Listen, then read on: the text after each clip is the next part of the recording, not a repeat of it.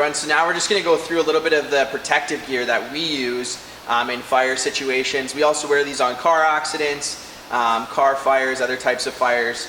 So this is our main protective gear. We call it bunker gear. So its main purpose is to protect us from different heats and elements inside of structure fires, okay?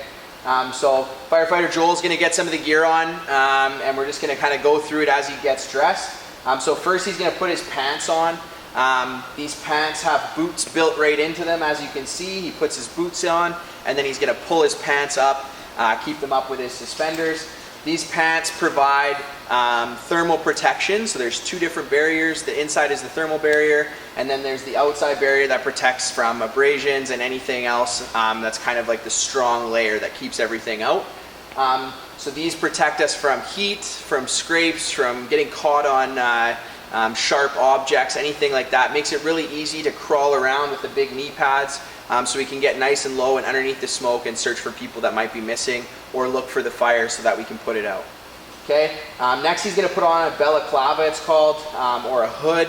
That basically just covers up the area around his head that the coat and the helmet don't cover. Okay, so that's going to protect his neck, his ears, his hair, and his head from any type of heat. Again, it's a thermal protection so that the heat can't get in and burn those areas. Okay, after that he's going to grab his coat.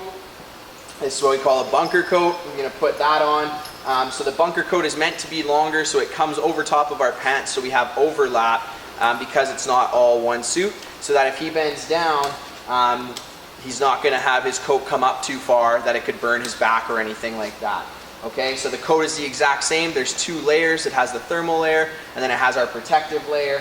As you can see, there's a whole bunch of striping on it, which is very important for us working at fires. If we're out on the road trying to get hydrant supply, or working on the trucks, anything like that that's in active traffic. It's also very important for us when we're out on the highway, right? So if we're at an accident and we're standing on the highway and there's still vehicles coming past, everyone needs to be able to see us, so that's why the reflective striping is there.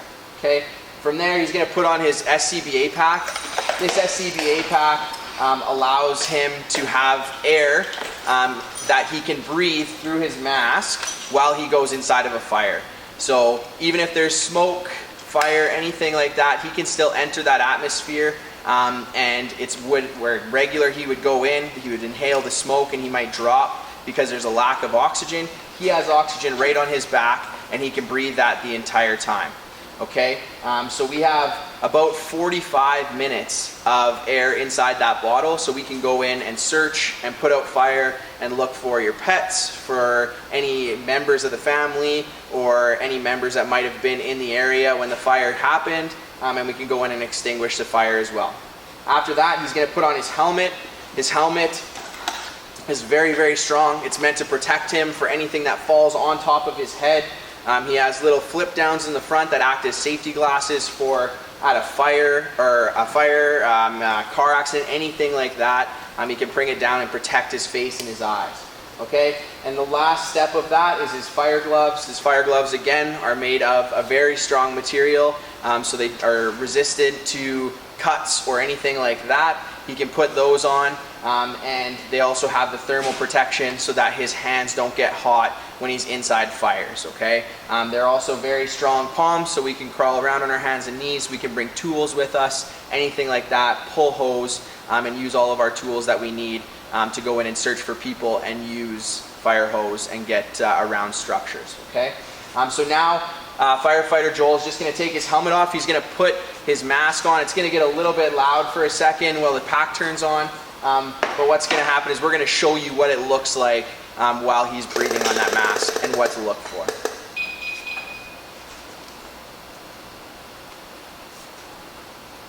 So as he puts his mask on, as soon as he puts it on and takes his first breath, his regulator, which is the piece that hooks up with the hose in the front, is going to pop, and all of a sudden oxygen is going to start feeding to him every time he takes a breath, right? So you can hear it there. He's going to put his Clava up over top of his mask now to provide protection to his ears and his neck. He's going to put his helmet back on, and then he's going to put his gloves on. And so this is what we look like when we're coming into a fire, okay? So if you ever see this and you're trapped inside of a fire, don't be scared of this, okay? He's gonna come around. As firefighters, we're gonna yell, is anyone in here? Call out, right? And we want you to call out. We don't want you to be quiet, right? There's nothing to be scared of. We want you to call out as loud as you can so that we can come and find you and get you back to safety. How's it going, guys? Can you hear me? Hello? Right, so that's what he sounds like. It's a little bit muffled because there is something over top of his face, but we're gonna try and be as loud as that we can so that you guys can hear us and you can call back so we can come and find you.